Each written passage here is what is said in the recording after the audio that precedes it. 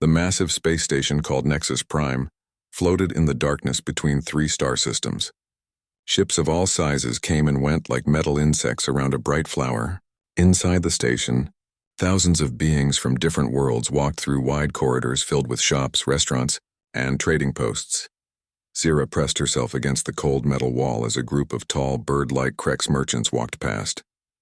Their golden feathers rustled as they spoke in sharp, clicking sounds.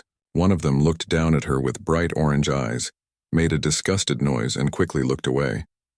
She was used to this reaction. Zira belonged to a race called the Villani.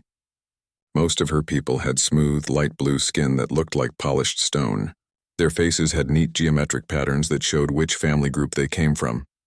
They were known across the galaxy for being beautiful, proud, and very traditional. But Zira was different. Her skin was the same light blue color, but it changed. Sometimes silver lines would appear and disappear on her arms. Sometimes her face would shimmer with tiny rainbow colors like oil on water. The patterns on her cheeks were not the neat triangles of her family line. Instead, they were twisted shapes that seemed to move when the light hit them. To her people, she was broken. To her people, she was shame. 6 months ago, the Council of Elders on her home world had made their decision. They called her condition the Changing Curse and said she could not stay among pure Villani. They put her on a transport ship to Nexus Prime with nothing but the clothes she wore and a small bag of personal items. "Find your place among the mixed worlds," the Elder Council leader had said. "You do not belong with us." Since then, Zira had tried to find that place. She had asked for help from every species she could find on the station. The results were always the same. The Khazari were a warrior race with thick gray skin and powerful muscles. When Zira approached their military compound asking for work as a translator, the guard captain had laughed. "We do not hire the weak," he had said, looking at her thin frame.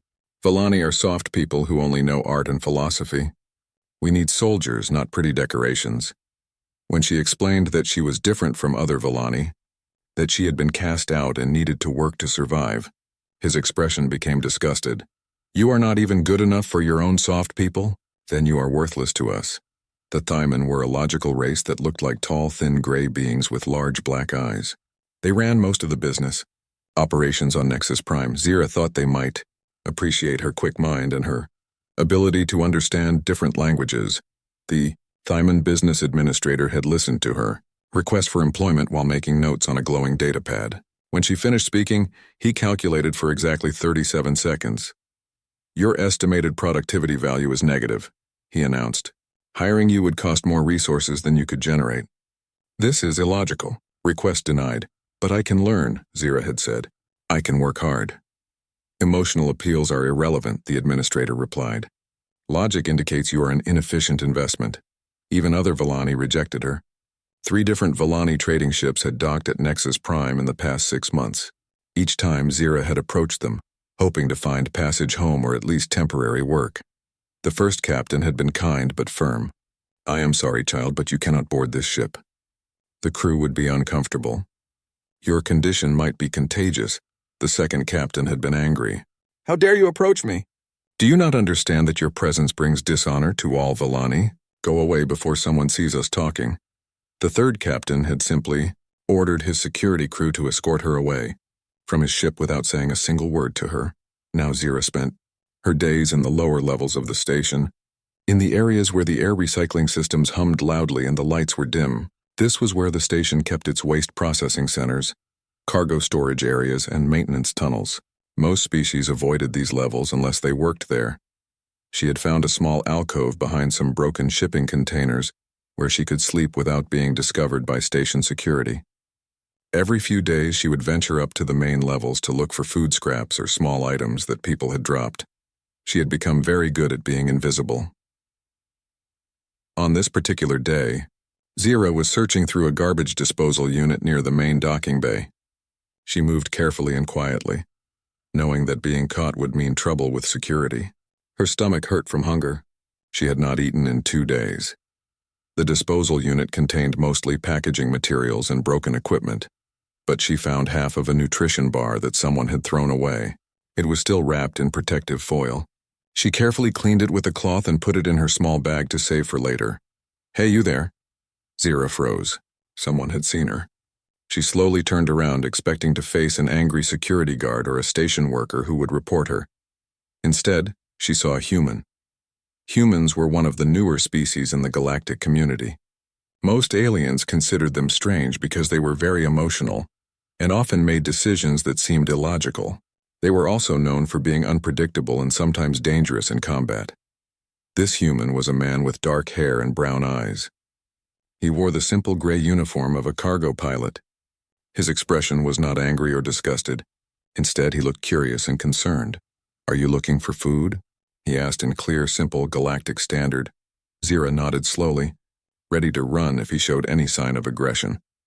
The human reached into a pocket and pulled out a complete nutrition bar, still sealed in its original packaging. He held it out toward her. Zira stared at the food but did not move. In her experience, nothing was ever free. Everyone who offered help wanted something in return, and she had nothing to give. "What do you want from me?" she asked in a quiet voice. The human looked confused. "Nothing." "You look hungry." "Nothing, nothing."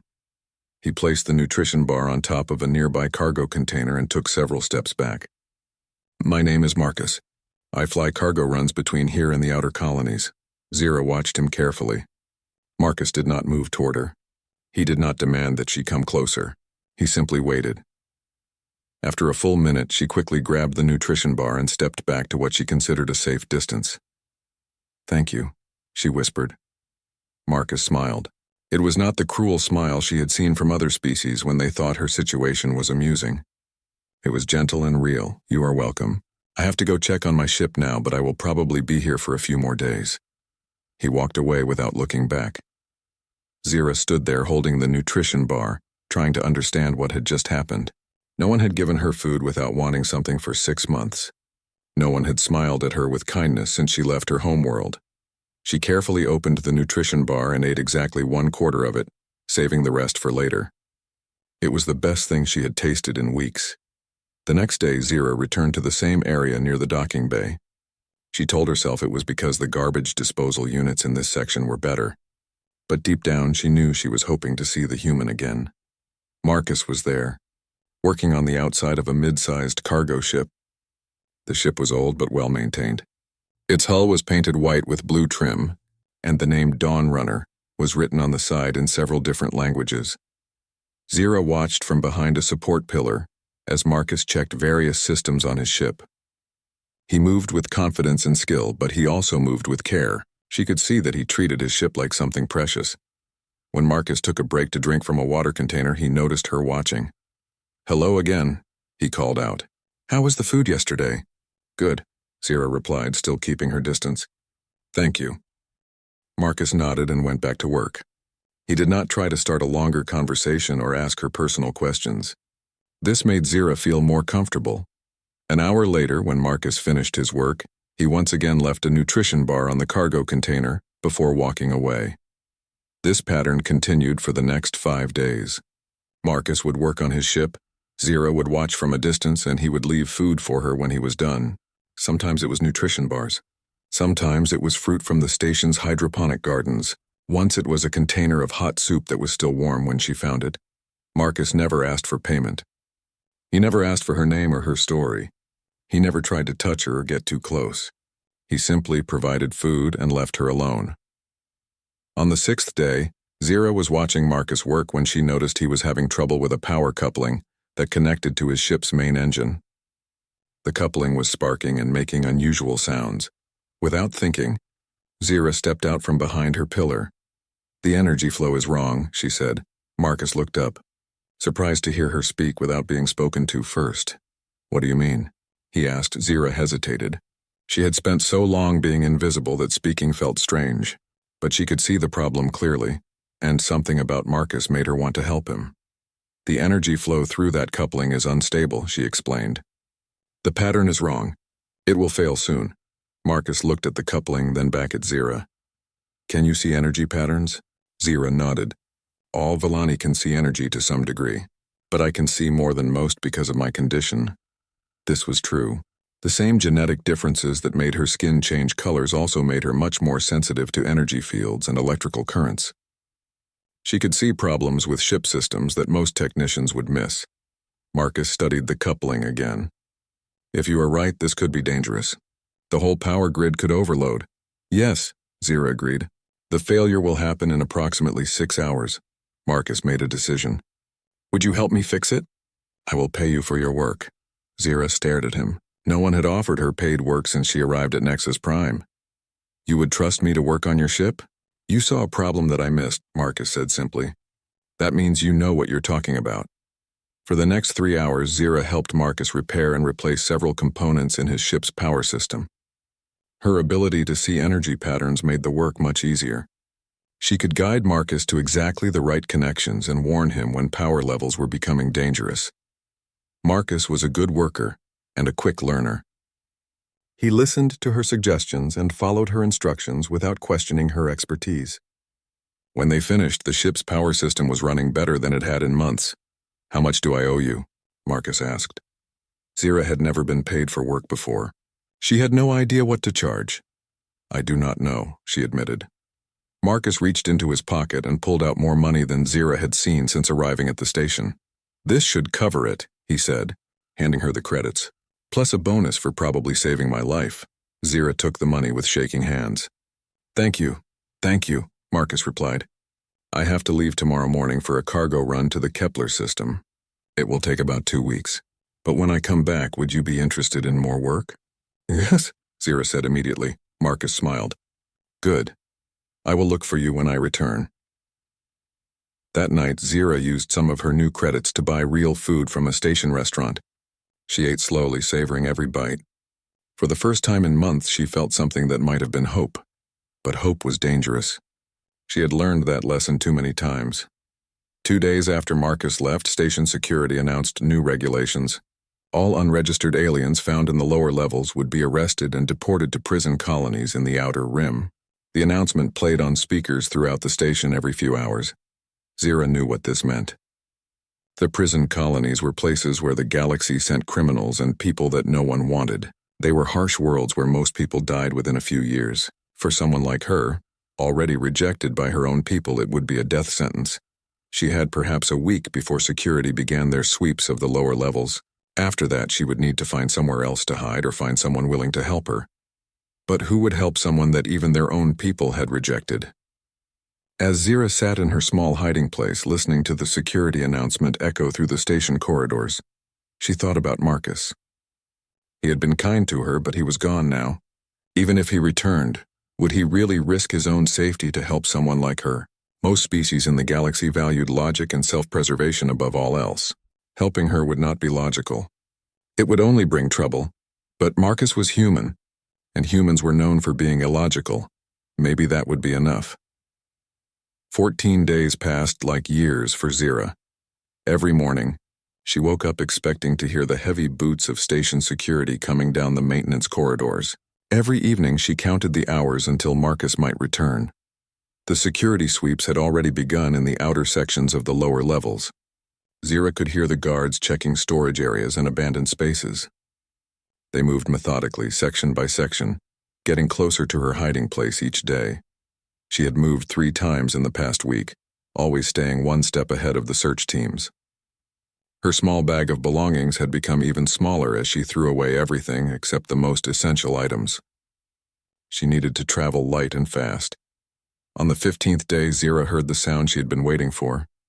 The distinctive hum of the Dawn Runner's engines echoed through the docking bay above her hiding place. Marcus had returned. But now she faced a terrible choice. If she approached Marcus and asked for help, she would be putting him in danger. Harboring an undocumented alien was against galactic law. If they were caught, Marcus could lose his pilot's license, his ship, and his freedom. But if she did not ask for help, she would be captured within days and sent to die on a prison colony. Zira spent 2 hours sitting in her hiding place, trying to decide what to do. She listened to the sounds of Marcus unloading his cargo and performing his usual post-flight maintenance. Several times, she started to climb the ladder to the main docking level, but each time she stopped and climbed back down. Finally, the sound of approaching security boots made the decision for her. Section C7 clear, a guard's voice echoed through the corridor. Moving to C8, C8 was where Zira was hiding. She grabbed her bag and climbed the ladder as quickly and quietly as possible. When she reached the main docking level, she could see Marcus working near his ship's cargo bay. He was alone. Zira took a deep breath and walked toward him, trying to look calm even though her heart was beating so fast she thought it might explode. "Marcus," she called softly. He looked up and smiled when he saw her. "Zira, I was hoping to find you. How have things been while I was gone?" Before she could answer, the sound of security boots on metal stairs echoed from the access tunnel she had just climbed. The guards were following her trail. "I need help," Zira said quickly. "Please. They are going to arrest me and send me to a prison colony. I have nowhere else to go." Marcus's expression became serious. He looked toward the access tunnel, then back at Zira. "What exactly are you asking me to do?" "Take me with you," Zira said. "To anywhere. I will work for you. I will earn my passage. I just need to get away from here." Marcus was quiet for a long moment. Zira could see him thinking, weighing the risks and benefits. This was the moment when he would show his true nature. This was when she would learn if humans were really different from other species. The sound of boots on stairs grew louder. "Get in the ship," Marcus said suddenly. "Cargo bay. Behind the containers on the left side. Do not make any noise." Zira felt a wave of relief so strong it almost made her knees buckle. She ran to the cargo bay and found the hiding spot Marcus had described. It was a narrow space between two large shipping containers just big enough for one person. She squeezed into the space and pulled her bag in after her. Through a small gap between the containers, she could see the ship's main cargo area. 2 minutes later, 3 stationed security guards emerged from the access tunnel. They were tall, armored beings from a species called the Vorthan. Their faces were hidden behind dark visors, but their body language showed they were alert and ready for trouble. "Citizen Marcus Chen," the lead guard called out. "We are conducting a security sweep. Have you seen any unregistered aliens in this area?" Marcus continued working on his ship's external systems as if nothing unusual was happening. "What kind of aliens?" he asked. "A Villani female. She has been living illegally in the lower levels. She was tracked to this section." "I have not seen any Villani," Marcus said. This was technically true, since Zira was now inside his ship rather than in the docking area. The guards spent several minutes searching the area around Marcus's ship. They checked behind cargo containers, inside maintenance alcoves, and even looked under other ships parked nearby. "We know she was here," the lead guard said. "Her energy signature was detected in this exact location 30 minutes ago." "Maybe she moved on," Marcus suggested. "These lower levels connect to many different sections." The guards seemed frustrated, but they had no evidence that Marcus was hiding anyone. After another 10 minutes of searching, they moved on to the next docking bay. Zira stayed hidden for another hour until Marcus came to the cargo bay and told her it was safe to come out. "They are gone," he said. "But they will be back. Security sweeps happen every few days until they find what they are looking for." Zira emerged from her hiding spot. "Thank you for helping me." "I know this puts you at risk," Marcus nodded. "It does. If they find you on my ship, we will both be in serious trouble." "Then I should go," Zira said, even though the thought of leaving terrified her. "Where would you go?" Marcus asked. "They are searching the entire station. You would be caught within hours." Zira had no answer. There was nowhere left to run. Marcus walked to his ship's navigation console and activated a star chart. "I have a cargo delivery to the Kepler system," he said. "After that, I plan to take some personal time and visit the frontier colonies. It would be at least 2 months before I return to Nexus Prime." "What are you saying?" "I am saying that if someone wanted to leave this station, now would be a good time to do it." Zira stared at him. "You would take me with you? For 2 months?" "I would need a crew member for such a long journey," Marcus said. "Someone who understands ship systems and can help with maintenance. Someone who can spot problems that I might miss. But what about the law? What about your license?" Marcus was quiet for a moment. "My species has a saying. Sometimes doing what is right is more important than doing what is legal. Other species would call that illogical. Other species are not human," Marcus replied. 3 hours later, the Dawn Runner left Nexus Prime with Marcus Chen listed as the only crew member on the flight manifest. But in reality, 2 beings were aboard the ship as it jumped to hyperspace and headed toward the outer colonies. For the first week of the journey, Zira barely left the cargo bay. She was afraid that somehow the authorities would track them down, even in deep space.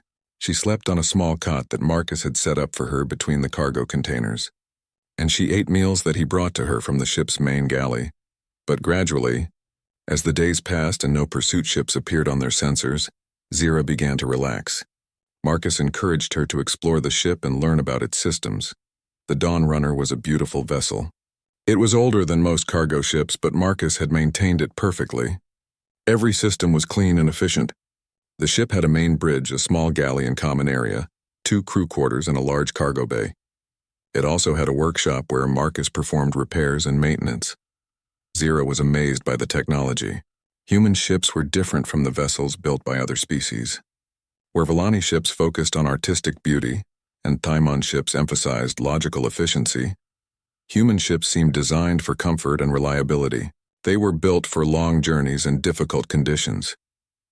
"Your people are excellent engineers," Zira told Marcus as they worked together in the ship's workshop. "We have to be," Marcus replied. "Humans are still newcomers to space travel. Most of our worlds are in dangerous locations that other species avoid. We learned to build ships that can survive anything." As they traveled together, Zira began to understand why other species found humans so confusing.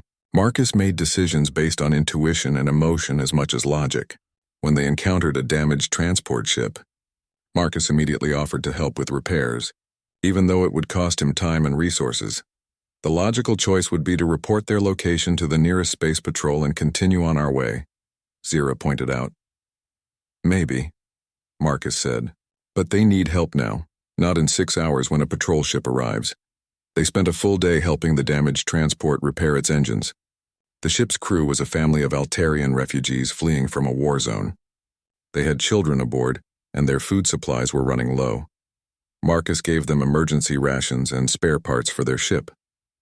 He also updated their navigation computer with safe routes to the nearest neutral colony. When the Altarian captain tried to pay him, Marcus refused. "Just help someone else when you get the chance," he said. Zira watched this interaction with fascination. No other species would have stopped to help strangers without expecting payment or some other benefit. It was completely illogical, but it was also completely human. As they continued their journey, Zira proved her value as a crew member many times over.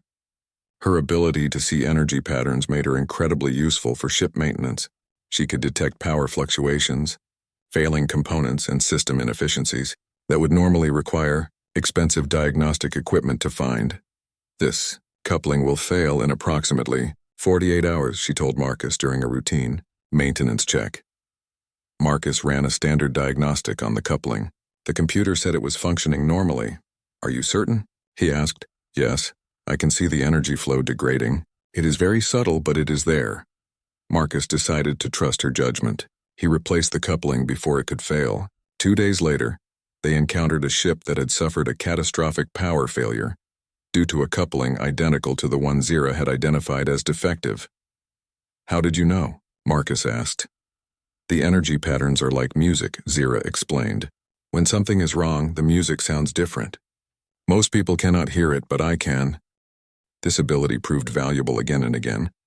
Zira could detect problems with engines, life support systems, navigation computers, and communication arrays. She could even identify potential issues with other ships when they docked at space stations. Marcus began to realize that Zira's genetic condition, which her people saw as a curse, was actually an extraordinary gift. "Your people are fools," he told her one day as they watched stars through the ship's main viewport. "They are not fools," Zira replied. "They simply value conformity and tradition above all else. I am different, so I do not belong." "Being different is not a weakness," Marcus said. "It is a strength." Humanity has learned this lesson many times. "What do you mean?" Marcus activated the ship's database and showed Zira historical records from Earth. He showed her examples of humans who had been rejected by their societies for being different, but who had later contributed great discoveries and achievements. "My people believe that diversity makes us stronger," Marcus explained. "We do not reject those who are different. We embrace them, even someone like me, especially someone like you." During their second month together, Marcus and Zira developed an efficient partnership. She had learned to operate most of the ship's systems, and her energy-sensing abilities had saved them from several potentially dangerous situations. Marcus had learned to trust her insights completely. They also became friends. Zira had never had a real friend before. On her homeworld, she had been too different to fit in with other young Villani. Since leaving home, she had been too focused on survival to form relationships. But Marcus was easy to be around. He was patient and kind.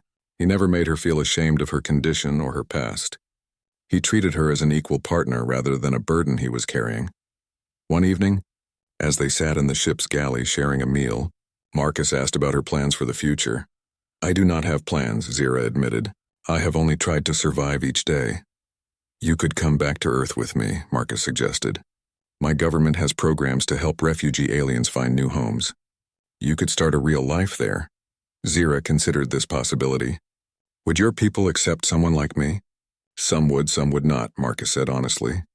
"Humans are not perfect. We have our own prejudices and fears. But we also have laws that protect those who are different, and we believe that everyone deserves a chance to prove their worth." "What would I do on Earth?" "Whatever you want," Marcus said. "You could work as a ship engineer. You could teach others about energy systems.